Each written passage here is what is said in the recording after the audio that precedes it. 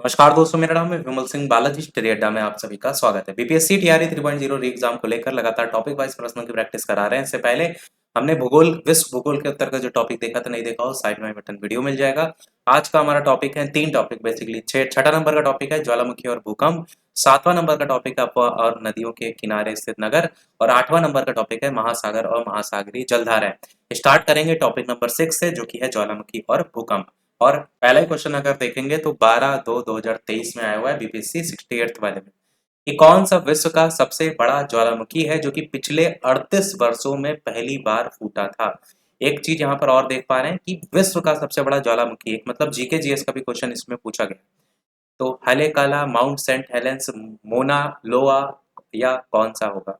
Answer क्या हो जाएगा? ऑप्शन नंबर सी, मोना लोआ। ये विश्व का सबसे बड़ा ज्वालामुखी है जो कि पिछले 38 वर्षों में पहली बार फूटा।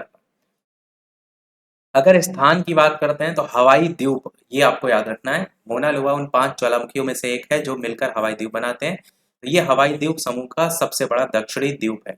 ये मैंने स्थिति की बात की। और विश्व का सबसे बड़ा ज्वालामुखी है, ये तो आपको पता ही होना चाहिए क्योंकि ये क्वेश्चन जीके जीएस में भी पूछा जा सकता है। सुनामी का मुख्य कारण इनमें से क्या है? उल्कापिंड, ज्वालामुखी विस्फोट, महासागरीय भूकंप या भूस्खलन? तो सुनामी का मुख्य जो कारण होता है वो आपका महासागरीय भूकंप सही हो जाएगा। सुनामी के उत्पन्न होने का सबसे प्रमुख कारण होता है महासागरीय भूकंप। सुनामी वे सागरीय तरंगे हैं जो कि महासागर में भूकंप, भूस्खलन अथवा ज्वालामुखी उद्गार जैसी घटनाओं से उत्पन्न होती है। वास्तव में सुनामी एक तरंग नहीं है बल्कि तरंगों की एक श्रृंखला है।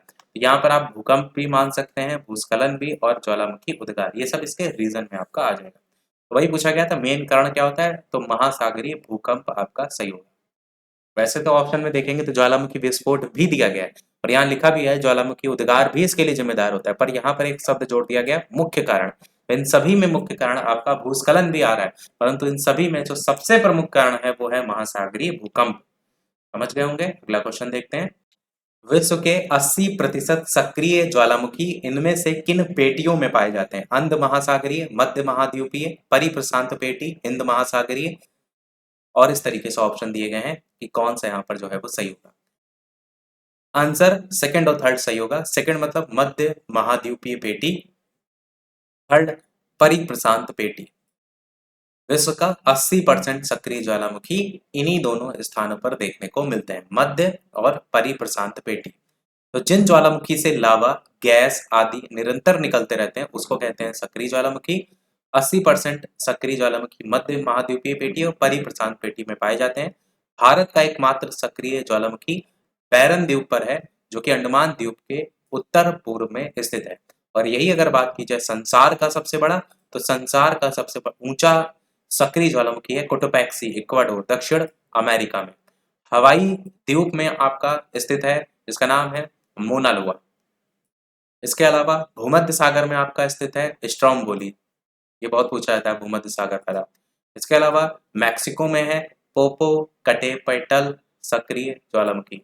और स्ट्रोम्बोली जो आपको मैंने बताया बहुत पूछा जाता है, उससे ये चीज पूछी जाती है जो कि यहाँ पर लिखी है कि इसको भूमध्य सागर का प्रकाश स्तंभ कहा जाता है। ये लाइन जरूर आपको याद रखनी है। अगला क्वेश्चन है, किलिमंजारो एक क्या है?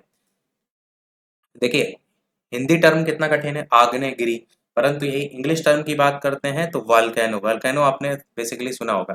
तो द्वीप है, पीक है, नदी है, सुरंग इसी को कहते हैं। तो क्या यहाँ पर सही होगा? तो किलिमंजारो की बात करेंगे तो आपका पहला ही ऑप्शन आग्नेयगिरी या वॉल्केनो सही होगा, जिसको हम कहेंगे एक ज्वालामुखी पर्वत, जो कि अफ्रीका महाद्वीप के तंजानिया नामक देश में आपका पड़ता है। अब यहीं से एक क्वेश्चन और बनता है, वो क्या बनता है कि अफ्रीका महाद्वीप जो है इसकी सबसे ऊंची चोटी कौन सी है? तो ये आपकी किलिमंजारो। किलिमंजारो कहाँ पर पड़ती है? तो तंजानिया के अंतर्गत आपका पड़ती है। और अगर ऊंचाई की बात करें तो 5,895 मीटर इसकी ऊंचाई है। यही चीज इसकी सबसे ऊंची पर्वत चोटी करके भी पूछा जाएगा तो माउंट किलिमंजारो ही आपका सही होगा। तो महाद्वीपों से जब क्वेश्चन बनते हैं ना तो वहां पर ये आपका पूछा जाता है। अगला क्वेश्चन है माउंट एटना। अच्छा क्वेश्चन है ये भी। तो ये एक पर्वत है, एक पर्वत शिखर है, एक ज्वालामुखी है, एक पठार है। आंसर यहाँ पर आपका ऑप्शन सी, यानी एक ज्वालामुखी यहाँ पर सही हो जाएगा। माउंट एटना एक सक्रिय ज्वालामुखी है जो कि यूरोप में इटली के सिसिली नामक द्वीप पर आपका पड़ता है। और ये जब भूगर्भ के गर्म लावा, गैसें, चट्टानों के टुकड़े, धूलकण आदि बाहर निकलने लगते हैं तो इसे ज्वालामुखी विस्फोट कहते हैं। ज्वालामुखी मुख्यतः 3 प्रकार के होते हैं: शांत ज्वालामुखी, प्रसुप्त ज्वालामुखी और सक्रिय ज्वालामुखी। अगला क्वेश्चन देखते हैं, मोना लोआ उदाहरण किसका है? सक्रिय ज्वालामुखी का, प्रसुप्त ज्वालामुखी का, निर्विपित ज्वालामुखी या ज्वालामुखी क्षेत्र में पठार का। तो अच्छा क्वेश्चन है ये भी। आंसर यहाँ पर सक्रिय ज्वालामुखी। और अभी ऊपर आया भी था क्वेश्चन, जहां पर क्या बात हुई थी मोना लोआ को लेकर के कि ये आपका विश्व का सबसे बड़े ज्वालामुखी में आपका आता है। तो मोना लोआ ज्वालामुखी हवाई द्वीप अमेरिका में पड़ता है। एक सक्रिय ज्वालामुखी है। सक्रिय ज्वालामुखी में विस्फोट होता रहता है लगातार, और समय समय पर लावा, धुआं, अन्य पदार्थ निकलते रहते हैं और शंकु का निर्माण होता रहता है। जबकि प्रसुप्त ज्वालामुखी में दीर्घ काल से उद्भेदन नहीं होता है, उद्गार की संभावनाएं बनी रहती हैं। कभी अचानक से क्रियाशील होता है तो जन धन की अपार क्षति होती है और इसके मुख से गैसें और वाष्प भी निकलती है। तो यही बस ध्यान रखिएगा इसकी स्थिति को लेकर। ये भी चीज ध्यान रखिएगा कि इसमें वाष्प और गैस की मात्रा, गैसेस तो होती हैं, वाष्प भी होती है। इनमें से कौन सी विशेषता ज्वालामुखी उत्पाद की है? भू अभिनति, ढलान, एटोल, वलित पहाड़। तो ज्वालामुखी की जो उत्पाद की विशेषता है वो इनमें से एक से अधिक या इनमें से कोई नहीं आपका सही होगा। ज्वालामुखी की बात करें तो प्रायः एक गोल आकार का छिद्र अथवा खुला भाग होता है जिससे होकर पृथ्वी के अत्यंत तप्त भूगर्भ से गैस, तरल, लावा, जल और चट्टानों के टुकड़ों से युक्त गर्म पदार्थ पृथ्वी के धरातल पर प्रकट होता है। ज्वालामुखी क्रिया के दो रूप होते हैं, एक आभ्यंतरिक होता है अथवा धरातल के नीचे, और एक आपका बाह्य होता है यानी अथवा धरातल के ऊपर। अगला है अग्निवृत्त को इस संदर्भ से भी जाना जाता है। एक सक्रिय ज्वालामुखी प्रशांत महासागर के तटीय क्षेत्रों के नवीन वलयाकृत पर्वत श्रेणियां या पृथ्वी की तप्त गैसीय नाभि या पृथ्वी की तप्त गैसीय परत। तो अग्निवृत्त जो है वो इनमें से क्या होता है? आंसर की अगर बात करेंगे तो एक सक्रिय ज्वालामुखी है। प्रशांत महासागर के पूर्वी तथा पश्चिमी तटों पर बड़ी संख्या में ज्वालामुखी पाए जाते हैं।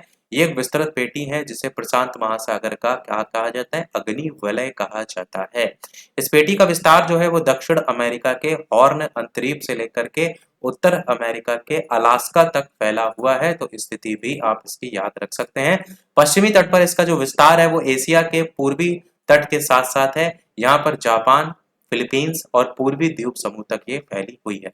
तो ये जो चैप्टर चल रहा था वो हुआ समाप्त। अब यहाँ से आपका नया चैप्टर स्टार्ट होते हुए आपको दिखाई देगा, जो कि है अपवाह एवं नदियों के किनारे स्थित नगर। स्टार्ट करते हैं प्रश्न नंबर 1 से।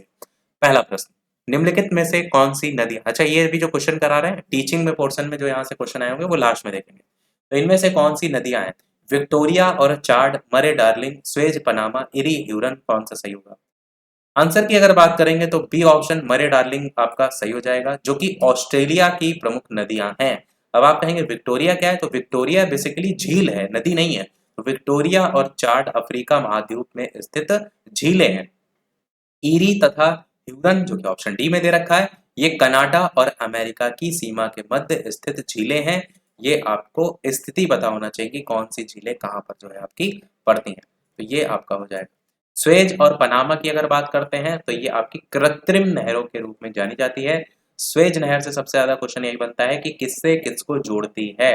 तो स्वेज नहर लाल सागर को भूमध्य सागर से जोड़ती है, और पनामा अगर की बात करते हैं तो पनामा आपका अटलांटिक महासागर को प्रशांत महासागर से जोड़ती है।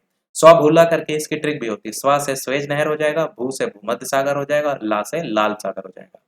और और यहाँ पर भी ट्रिक बना लीजिएगा पी ए पी करके। तो पी से पनामा, ए से अटलांटिक और पी से प्रशांत महासागर। इनमें से रूस की कौन सी एक नदी प्रशांत महासागर की ओर बहती है?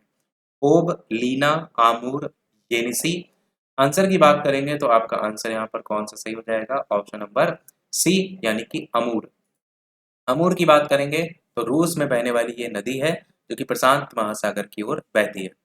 ये विश्व की 10वीं सबसे लंबी नदी है। तो ये नदी रूस और चीन के मध्य सीमा बनाने का काम भी करती है अमूर नदी।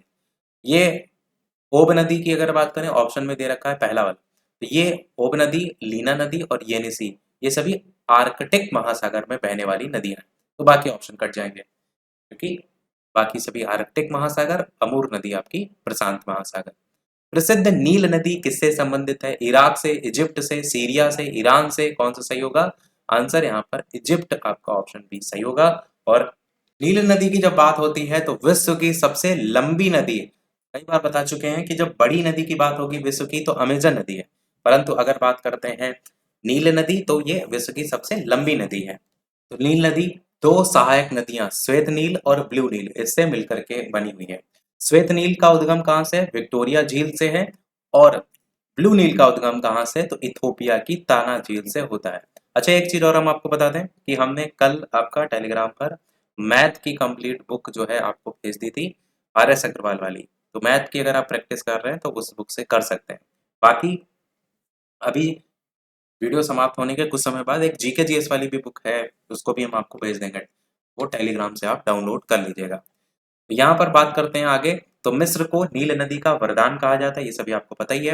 ये नदी अफ्रीका महाद्वीप के देशों में बहते हुए भूमध्य सागर में जाकर के गिरती है और नील नदी चापाकार डेल्टा का निर्माण करती है। ये एक अच्छा पॉइंट है, इसको आप याद रख सकते हैं। अगला क्वेश्चन है, दक्षिण अमेरिका की सबसे बड़ी नदी इनमें से कौन सी है? नील नदी, अमेजन नदी, मिसिसिपी नदी, गंगा नदी, कौन सा इनमें से जो है वो सही होगा? आंसर की बात करते हैं इन सभी ऑप्शन में से, तो दक्षिण अमेरिका की सबसे लंबी नदी है अमेजन नदी। अमेजन नदी दक्षिण अमेरिका की सबसे बड़ी नदी है और अमेजन नदी विश्व की सबसे बड़ी विशाल अपवाह क्षेत्र, ये भी अच्छा पॉइंट है, और दूसरी सबसे लंबी नदी के रूप में भी जानी जाती है। ये मैंने बताया था कि बड़ी नदी के आधार पर पहले है, पर लंबी नदी के आधार पर नील नदी पहले नंबर पे है। ये एंडीज पर्वतमाला से निकलती है और ब्राजील से गुजरते हुए अटलांटिक महासागर में गिरती है।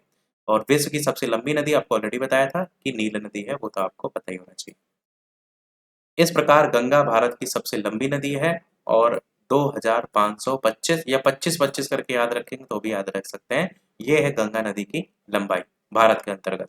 विश्व में अधिकतम संभाव्य जल शक्ति वाले नदी बेसिन इनमें से कौन से हैं? Congo, Columbia, Yangtze, Congo, Amazon, Narmada, Colorado, Narmada, Saint Lawrence, नील, अमेजन, ओक। आंसर पहला कॉन्गो, कोलंबिया, यांगटीसी सही हो जाएगा। ये आपका बेसिन सर्वाधिक संभाव्य जल शक्ति वाले क्षेत्र हैं। शक्ति स्रोतों में वर्तमान में जल ने महत्वपूर्ण स्थान प्राप्त कर लिया है, इसी कारण जल विद्युत को श्वेत कोयला यानी व्हाइट कोल कहा गया। एशिया और अफ्रीका में संभावित जल शक्ति सबसे अधिक है। इसके बाद दक्षिण अमेरिका का स्थान आता है और जल शक्ति का सर्वाधिक विकास जो है उत्तर अमेरिका और यूरोप में हुआ है। ऑस्ट्रेलिया और अफ्रीका में जल शक्ति का विकास सबसे कम हुआ है। तो ये पॉइंट अच्छा है, इसको दूसरे कलर से हाईलाइट कर देते हैं कि एशिया और अफ्रीका में जल शक्ति संभावित सबसे ज्यादा है। अगला है ग्रैंड कैनियन। ये क्या है? एक गार्ज है जिसको खड्ड कहते हैं, या एक बड़ा तोप, या एक नदी, या एक पुराना तोप, इस तरीके से ऑप्शन है। आंसर यहाँ पर आपका ऑप्शन हो जाएगा पहला वाला, यानी कि एक खड्ड है। उत्तर अमेरिका महाद्वीप में स्थित है आपका ग्रैंड कैनियन और इस कैनियन का निर्माण कोलोराडो नदी के द्वारा हुआ है। भी याद रखिएगा, नदी से भी क्वेश्चन बन जाते हैं। अगला है विश्व का बृहत्तम डेल्टा निर्मित होता है गंगा ब्रह्मपुत्र के द्वारा, मिसिसिपी मिसौरी के द्वारा, यांग सी टेंगकियांग के द्वारा, या फिर तो गंगा का बृहत्तम डेल्टा निर्मित होता है गंगा ब्रह्मपुत्र के द्वारा। पहला ऑप्शन जो देख रहे हैं सही हो जाएगा। और ये आपको देखने को कहाँ मिलता है? पश्चिम बंगाल और बांग्लादेश में फैला हुआ है। बेसिकली पश्चिम बंगाल देखने को मिलता है जब भारत की बात होती है। विश्व का सबसे बड़ा डेल्टा कौन सा है? तो आप कहेंगे गंगा ब्रह्मपुत्र का डेल्टा है। गंगा का मैदान हिमालय से निकलने वाली गंगा तथा उसकी सहायक नदियां यमुना, गोमती, घाघरा, गंडक और कोसी की निक्षेप क्रिया के द्वारा बनाया गया है। दक्षिण पठार से निकलने वाली नदियां कौन सी हैं? चंबल, बेतवा, केन और सोन। इसने भी इस मैदान के निर्माण में अपना योगदान दिया है। तो ये नदियां थोड़ा सा आपको फोकस में रखनी है। और जो ऊपर साइड दी गई हैं इनको भी याद रखना है। गंगा का मैदान हिमालय से निकलने वाली गंगा और उसकी सहायक नदियां। बाकी इस संपूर्ण मैदान का सामान्य ढाल पूर्व से दक्षिण पूर्व की ओर देखने को मिलता है। अगला क्वेश्चन देखते हैं। अगला क्वेश्चन है, सीन नदी किस नगर से होकर के बहती है? लंदन से, पेरिस से, रोम से, या फिर फ्रैंकफर्ट? इस तरीके से ऑप्शन है। इसके अलावा जो भी चैनल पर नए हो सब्सक्राइब करके नोटिफिकेशन बेल जरूर ऑन कर लीजिएगा और वीडियो सभी लोग लाइक जरूर करते रहिएगा। इसी प्रकार आगे भी प्रश्नों की प्रैक्टिस हम करते रहें। लाइक का टारगेट 400 लाइक का जैसे ही कंप्लीट होते हैं पीडीएफ टेलीग्राम चैनल पर आपको हम भेज देंगे। कोशिश कीजिए जल्दी से लाइक कंप्लीट करने की। आंसर की बात करते हैं। आंसर यहाँ पर आपका ऑप्शन पेरिस सही होगा। सीन नदी पेरिस नगर के तट पर बसा हुआ है। रोम नगर जो है वो आपका टाइबर नदी के किनारे है। लंदन टेम्स नदी के किनारे है और फ्रैंकफर्ट मेन नदी के किनारे है। थार मरुस्थल की सिंचाई करने वाली इंदिरा गांधी नहर, इसका उद्गम कहाँ से होता है? भाखड़ा बांध, हथनी कुंड बैराज, हरिके बैराज, रणजीत सागर बांध। आंसर आपका ऑप्शन सी हरिके बैराज सही होगा। इंदिरा गांधी नहर सतलज और व्यास नदियों के संगम पर स्थित हरिके बांध से निकाली गई है। ये नहर पंजाब और राजस्थान को पानी की आपूर्ति भी करती है और भारत की सबसे लंबी नहर के तौर पर भी जानी जाती है। तो ये भी एक पॉइंट है लास्ट में, इसको भी याद रखना है। नील नदी किस महाद्वीप में प्रवाहित होती है? अफ्रीका महाद्वीप, एशिया महाद्वीप, उत्तर अमेरिका या फिर दक्षिण अमेरिका? कौन सा इनमें से जो है वो सही होगा?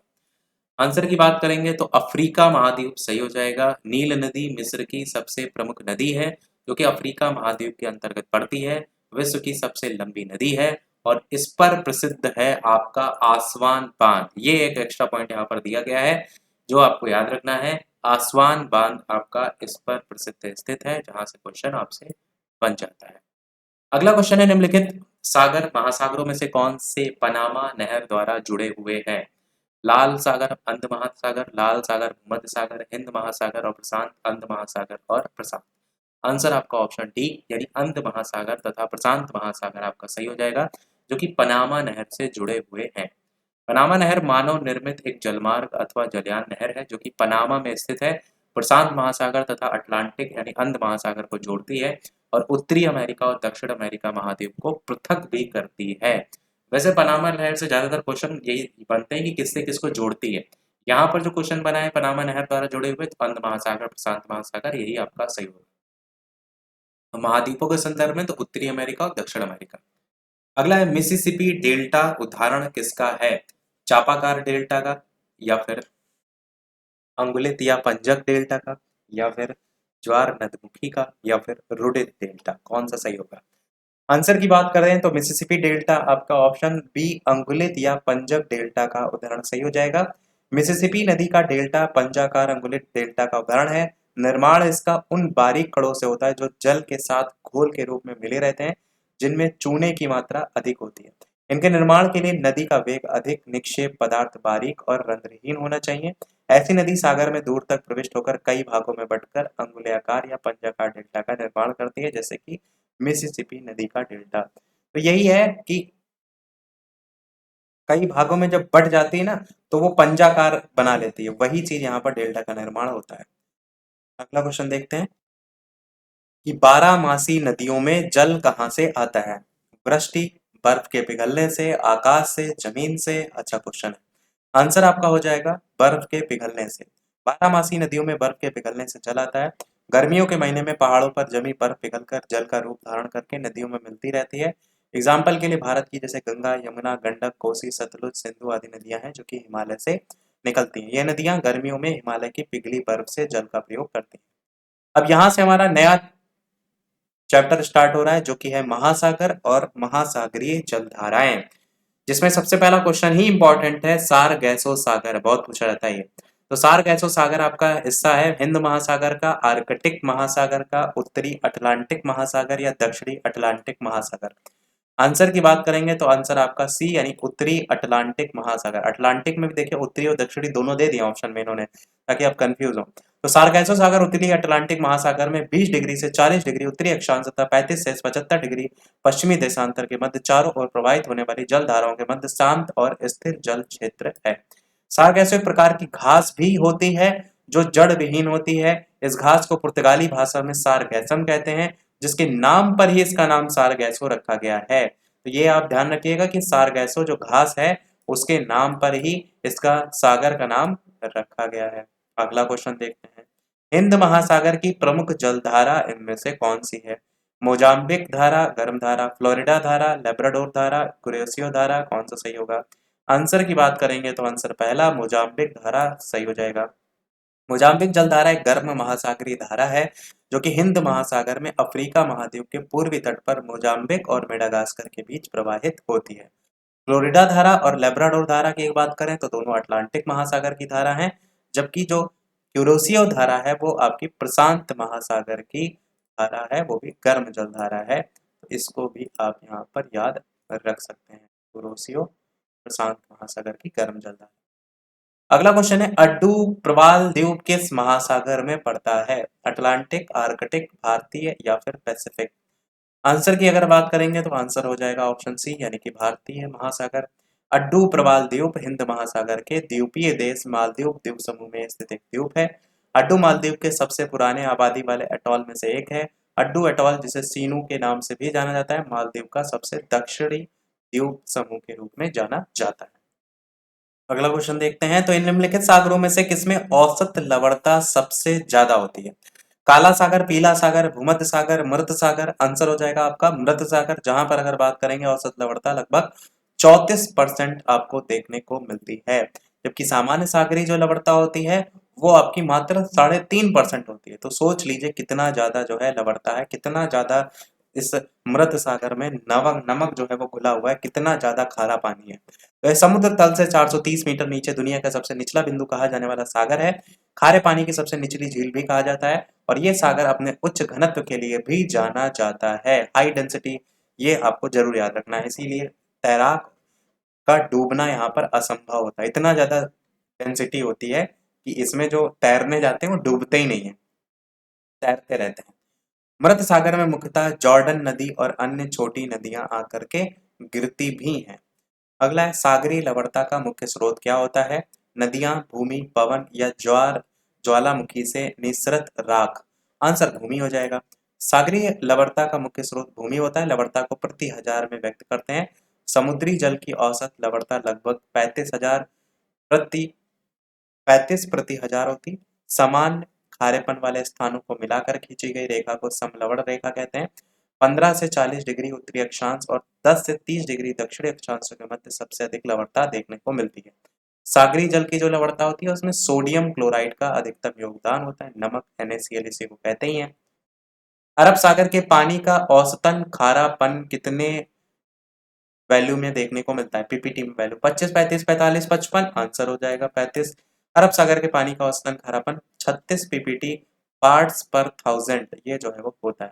बंगाल की खाड़ी का औसत लवणता 30 पीपीटी होता है। समूचे हिंद महासागर की औसत अगर बात करेंगे तो ये 35 पीपीटी होता है। अगला क्वेश्चन है, महासागर में ऊंची जल तरंगे कैसे उठती हैं? भूकंप से, सूर्य से, तारों से, चंद्रमा से? तो चंद्रमा सब आपका सही हो जाएगा।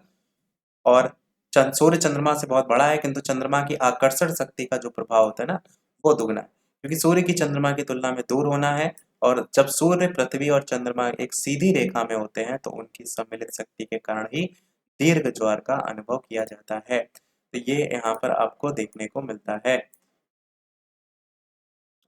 अगला क्वेश्चन है, गल्फ स्ट्रीम क्या है? खड़ी खाड़ी में एक नदी है, एक महासागरीय धारा है, एक जेट स्ट्रीम का दूसरा नाम है, एक धरातलीय हवा है। तो गल्फ स्ट्रीम एक्चुअल में एक महासागरीय धारा जो है उसके रूप में जानी जाती है, वो भी उष्ण महासागरीय धारा है। उत्तर अमेरिका के दक्षिण पूर्व तट पर मैक्सिको की खाड़ी से उत्पन्न होती है और न्यूफाउंडलैंड के समीप लेब्राडोर नामक शीतल धारा से मिलकर के संसार के सर्वाधिक सघन कुहरे वाले क्षेत्र का निर्माण जो है ये करती है। इस कोहरे के कारण यहाँ प्लैंकटन नामक वनस्पति भी देखने को मिलती है और इसके कारण ये क्षेत्र संसार का सर्वाधिक मत्स्य उद्ग्रहण वाला क्षेत्र के रूप में भी जाना जाता है। तो प्लैंकटन भी याद रखिएगा, मत्स्य वाला। अगला है, पृथ्वी की सतह का वह भाग जो कि पानी से ढका है लगभग कितना है? 1/4, आधा है, 2/3 है या 3/5 है? आंसर आपका ऑप्शन सी 2/3 सही हो जाएगा। पृथ्वी के लगभग 70.8% भाग पर जल और 29.2% भाग पर स्थल देखने को मिलता है। पृथ्वी की सतह का लगभग 2/3 भाग जल से ढका हुआ है। इसके अंतर्गत महासागर, सागर, खाड़ी आते हैं। रूस का सेंट पीटर्सबर्ग शहर किसके तट पर स्थित है? काला सागर, कैस्पियन सागर, बाल्टिक सागर, उत्तरी सागर? आंसर आपका यहाँ पर सेंट पीटर्सबर्ग रूस का एक प्रमुख पत्तन शहर है जो कि फिनलैंड की खाड़ी के तट पर पड़ता है और ये रूस की सांस्कृतिक राजधानी भी है। सोवियत संघ के काल में इसका नाम लेनिनग्राड रखा गया था, जिसे बाद में बदल करके क्या कर दिया गया? Saint Petersburg. आंसर इनमें से एक से, देखिए इनमें से कोई नहीं सही हो जाएगा। अगला क्वेश्चन देखते हैं। नामीबिया तट के साथ बहने वाली ठंडी जलधारा का नाम इनमें से क्या है? अगुलहास धारा, बेंगवेला धारा, हम्बोल्ट धारा, क्यूरोसियो धारा। आंसर आपका बेंगवेला की धारा सही होगा। दक्षिण अफ्रीका के पश्चिमी तट और नामीबिया के तटों के सहारे दक्षिण अटलांटिक महासागर में दक्षिण से उत्तर की ओर बहने वाली ठंडी जलधारा को बेंगवेला की धारा कहते हैं। अगुलहास धारा की बात करें तो अफ्रीका के पूर्वी तट पर प्रवाहित होने वाली गर्म धारा है। वही हम्बोल्ट धारा की बात करते हैं तो वो ठंडी धारा है जो पेरू के तट पर प्रवाहित होती है। तो ये अगुलहास और हम्बोल्ट ये दोनों पूछी जाती हैं, इसीलिए हाईलाइट कर दिया। बेंगुएला धारा की बात करते हैं तो ये पूछा गया उत्तरी अफ्रीका में पश्चिमी तट पर प्रवाहित होती है, ऑस्ट्रेलिया के पूर्वी तट पर, दक्षिण अमेरिका के पश्चिमी तट या दक्षिण अफ्रीका के पश्चिमी तट। आंसर दक्षिण अफ्रीका के पश्चिमी तट पर प्रवाहित होने वाली वो भी ठंडी जलधारा है बेंगुएला की जलधारा। तो सारे प्रश्न समाप्त हुए। अब बढ़ते हैं हम हमारे टीचिंग वाले पोर्शन की तरफ। तो ये हमारा चैप्टर था वार नदियों के किनारे स्थित नगर वाला। तो इनमें से क्वेश्चन आया है, देखेंगे प्राइमरी में पूछा गया है, BPSC school teacher 2023 paper 2 shift 1।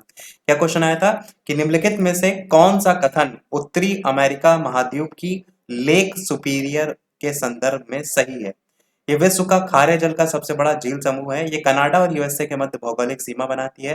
ये दोनों देशों के मध्य लगभग 1700 किलोमीटर लंबी सीमा बनाती है। लेक सुपीरियर के संदर्भ में सही कथन कौन सा होगा? आंसर होगा बी वाला, ये कनाडा और यूएसए के मध्य भौगोलिक सीमा भी बनाती है। तो सुपीरियर झील की अगर बात करेंगे तो उत्तरी अमेरिका महाद्वीप में कनाडा और संयुक्त राज्य अमेरिका के मध्य भौगोलिक सीमा बनाती है। सुपीरियर झील विश्व की तीसरी सबसे बड़ी झील है। ये सुपीरियर सहित यूएसए की सीमा में संयुक्त रूप से जुड़ी हुई 5 झीलें पश्चिम से पूर्व की अगर बात करें तो सुपीरियर, मिशिगन, ह्यूरन, ईरी और ओंटारियो आपकी स्थित है। अब ये जो चैप्टर है आपका वो है महासागरीय जलधाराएं। यहाँ से आपका जो क्वेश्चन पूछा गया है 69 बीपीएससी में आया हुआ है कि एल नीनो धारा कहाँ प्रवाहित होती है? प्रशांत महासागर, हिंद महासागर, बंगाल की खाड़ी। आंसर आपका पहला प्रशांत महासागर सही हो जाएगा। एल नीनो धारा प्रशांत महासागर में प्रवाहित होती है। एक जलवायु पैटर्न है जो कि पूर्वी उष्णकटिबंधीय प्रशांत महासागर में सतही जल के असामान्य रूप से तापन की स्थिति को दर्शाती है। क्वेश्चन हुए समाप्त। अब एक क्वेश्चन आपके लिए भी, जैसे कि सभी वीडियो में हम आपसे एक नए प्रश्न पूछते हैं। इसके अलावा जो भी चैनल पर नए हो वीडियो लाइक शेयर सब्सक्राइब सभी लोग अवश्य करते रहिएगा। कोई प्रश्न हो कमेंट में पूछ लीजिएगा। ये प्रश्न आपके लिए है कि इनमें से कौन सा देश है जो अमेजन नदी बेसिन का एक हिस्सा है? अर्जेंटीना, चिली, वेनेजुएला, इनमें से एक सदी, इनमें से कोई नहीं। क्वेश्चन देखेंगे तो कहाँ पूछा गया है? BPSC school teacher 2023 paper 2 shift 1, मतलब ये क्वेश्चन प्राइमरी में पूछा गया है। अगर आप सोच रहे हैं कि क्वेश्चन वर्ल्ड ज्योग्राफी से नहीं आते तो आपके सामने साक्षात एग्जाम्पल आपको देखने को मिल रहा है कि ये सब क्वेश्चन आपके प्राइमरी में ही पूछे गए हैं। तो यही था आज के इस ओवरऑल वीडियो में। तो टेलीग्राम चैनल से नहीं जुड़े हो तो बालाजी डेटा सर्च करके अवश्य जुड़ जाइएगा। तो आज के वीडियो में इतने ही रखते हैं, फिर मिलते हैं अगले वीडियो में कुछ नए प्रश्नों के साथ, नए टॉपिक के साथ। तब तक के लिए सभी को नमस्कार, जय हिंद।